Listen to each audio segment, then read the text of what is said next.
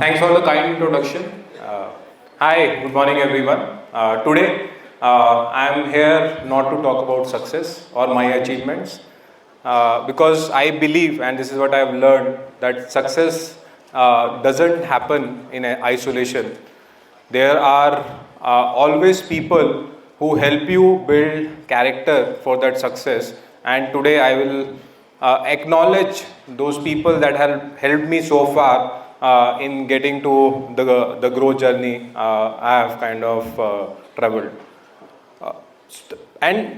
Just talking about character is generally built not by reading. It's built when someone shows you the mirror and tells you that तू और अच्छा कर सकता है, तू और अच्छा कर सकती है, एक बार और ट्राई कर, कुछ नहीं होता दोबारा ट्राई करते हैं, I will help you. That's when the character is built.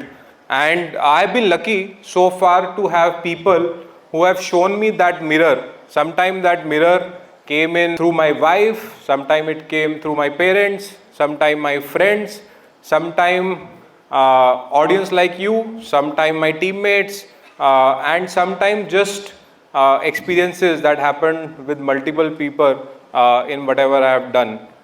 Because I believe you learn, and it's a very simple thing, you learn the most when someone makes you uncomfortable. And that's where you kind of start realizing that there is something more to be done. So this talk is not about success. This talk is about people behind it. And because growth is never a solo journey. And because I believe you don't grow alone. I will share experiences from my life on how I learned from those people. Starting from my childhood, I grew up in a middle class family, and we will manage was the lifestyle. And there were no courses on resilience. You saw your parents, elder siblings living it every day. And this is what I learned from my parents, from my siblings, that integrity is important, hard work is even more important, but you have to live it every single day, but never feel less about it.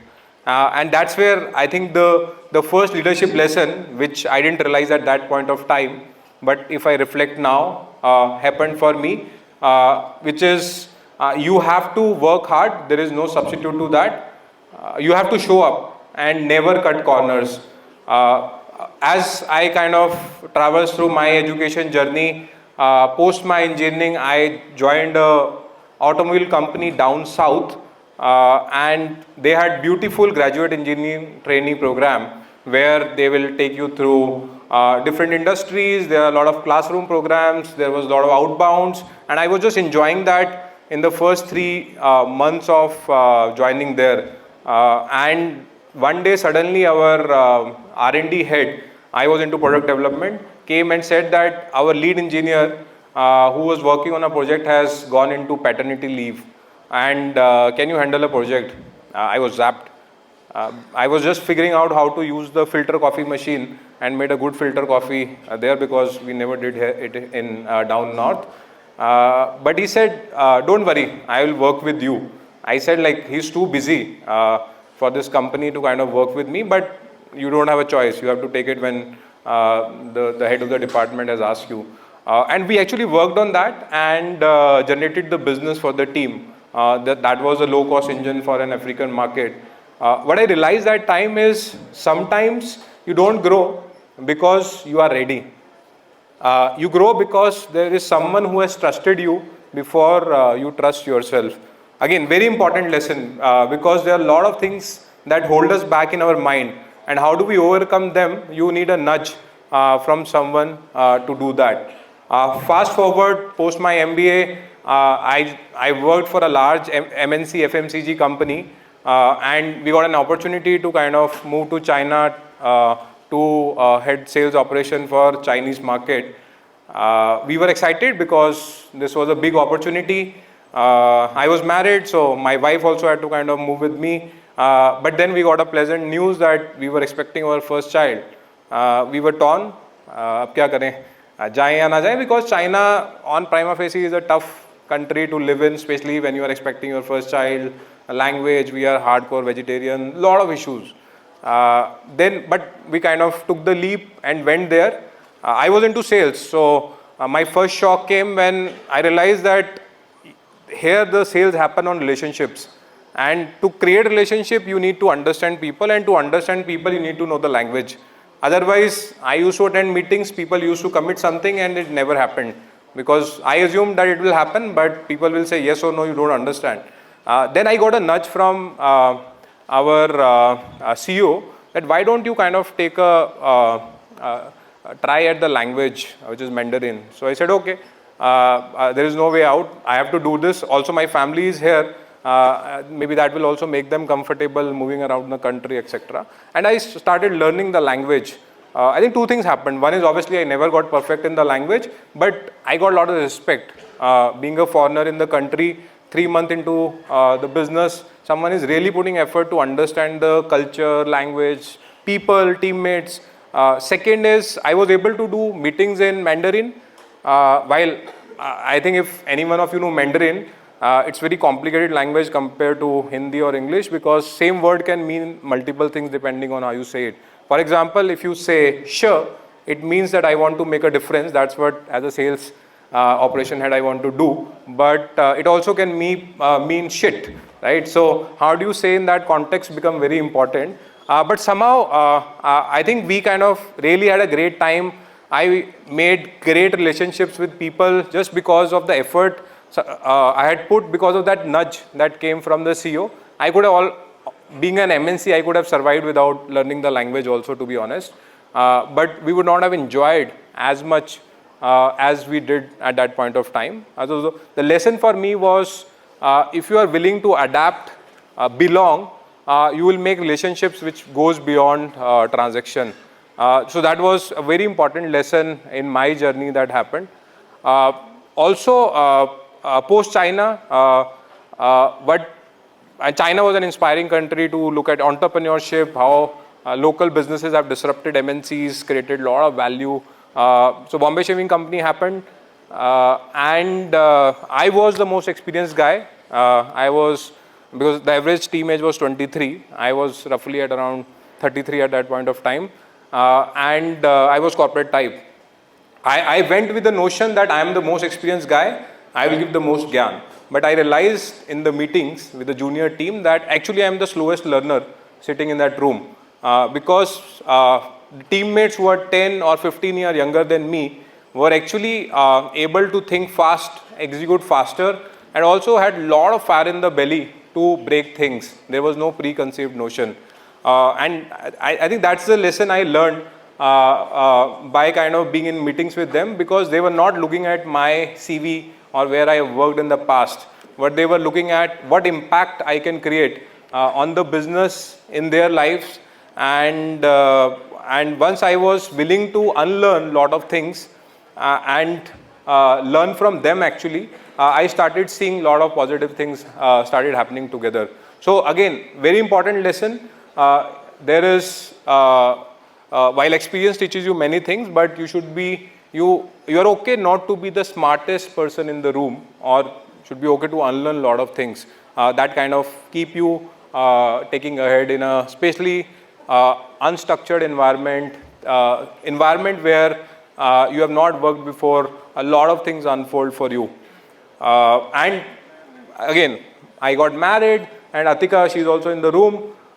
She has been my biggest critic after that. Actually, she doesn't give me feedback. There's a performance review that happens at home, just to put it lightly. But just to share an example, in one of the similar talk like this, I asked her after the talk, because she loves to kind of attend them, that how was it? So she said it was decent.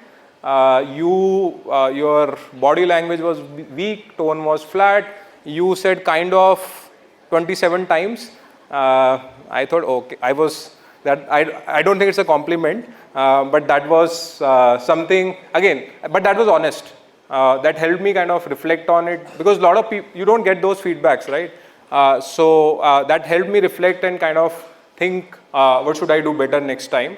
So I'm really grateful to her for pushing me both personally and professionally in the direction which are uncomfortable. And being an husband, it's always uneasy to get tough feedback, but it's always honest. So again, I think very, very important. There are like lot of cues that sits also in your personal life, which you kind of take this with full heart and keep imbibing them. As then we got kids, and I think now all of us talk about distraction, lot of digital stuff happening. We all are scrolling all the time in front of screen for 4 or 5 hours, bombarded with lot of content, and now AI has come where our mind is also getting kind of replaced, is with kids. So we have 2 beautiful daughters.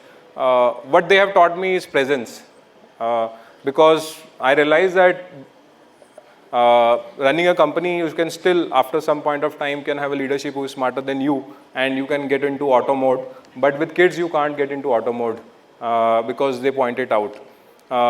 Like I think in one of the dinner conversation, my 9-year-old told me that when we are talking to you, why you are continuously looking at the phone? And I was taken aback. There was 2 minute silence from my side, and there was some degree of guilt also. I think what I learned from the kids is the mindfulness. I think we all talk about it. There's a lot of books written by, especially by Japanese authors, how that country does it well. Is not a concept. You have to actually display it, especially I think in front of your kids. They again have no notion of no hierarchy, no notion. They will just say it out, and that's where you realize that you have to kind of be mindful when you are listening to someone, talking to someone, because it's a conversation. It's not a one-way dialogue. Again, hard to do. I'm still learning, but again, I think there are different people in life who helps you get better. And lastly, I think being in college, I think friendship is one thing which we kind of nurture, and a lot of us become lifelong friends. So I don't have a lot of friends, but few friends which I have are very close to me, and you realize that these are the people who will be there for you when you need the most. These are the people who will help you take difficult decisions in life because you can share anything with them. These are the people who will give you unfiltered feedback with a lot of love and brash, depending on what is required. So make sure that kind of we cherish these friendships, because over a period of time, people move cities, people move jobs, and people get like in different phases of their life, and we tend to kind of make friendships very elusive. But keeping them close, it doesn't matter whether you have 10 friends or 2 friends, but keeping them close and making them your sounding board really helps in your career. So again, I think these are the people who have really kind of helped me build character for whatever I've done so far, because we all chase titles, results, recognition, try to build personal brands, but I don't think that's the final frontier for all of us to achieve. It's very important to turn back and acknowledge people who have helped shape you in your career. And we don't talk about it enough because we all talk about achievements, wins, success. But if we take a step back and reflect on the people who have made a difference, we actually realize that you have not done it alone. The growth doesn't happen in isolation. It's not a solo journey. There is someone who has shaped you, who mattered to you in that journey. In fact, you guys should think maybe at this moment, who is that person who has made you better? Have you ever thanked them? Have you told them that you mattered? Again, easy to say, hard to do, but maybe we can do it together. And I would like to close, again, the learning is you don't grow alone, but I would like to close this with few thoughts. If there is a story worth telling,